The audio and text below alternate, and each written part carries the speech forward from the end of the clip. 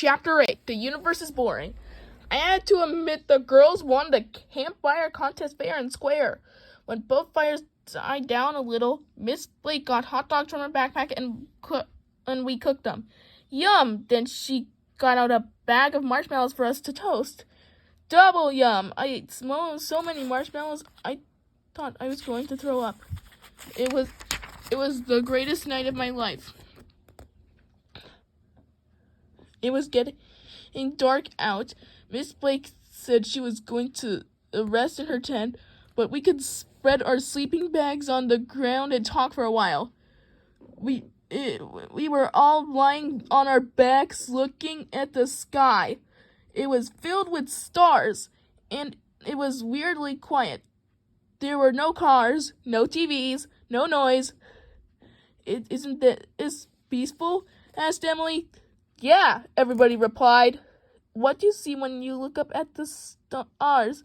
Asked Andrea. I see stars, said Ryan. Maybe we'll see a shooting star, said Michael. Just think, said Andrea. Those stars are billions of miles away. If the sun exploded, we wouldn't know it for 8 minutes. That's how long it would take for the lights to reach our eyes. I'm scared, said Emily. The universe is so big, said Alexia. Where do you think it ends? Asked Neil. Nobody knows. Oh, said Ryan. Maybe it never ends, said Michael. It can't go on forever, said Andrea.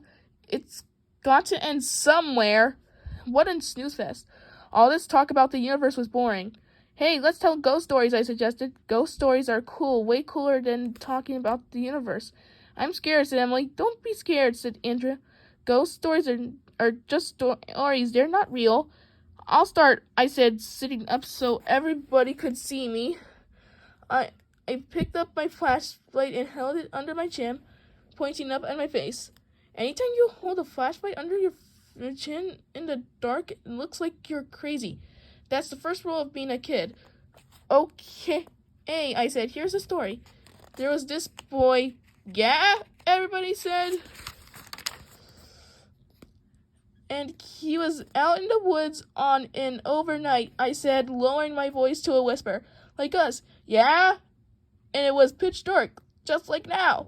Yeah? What happened next? asked Andrea.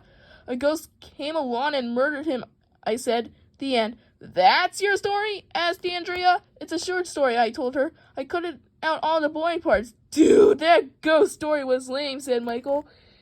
I said that if nobody liked my ghost story,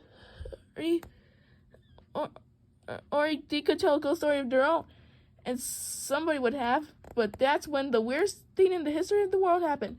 There was a noise behind us. We turned around. It was a bear!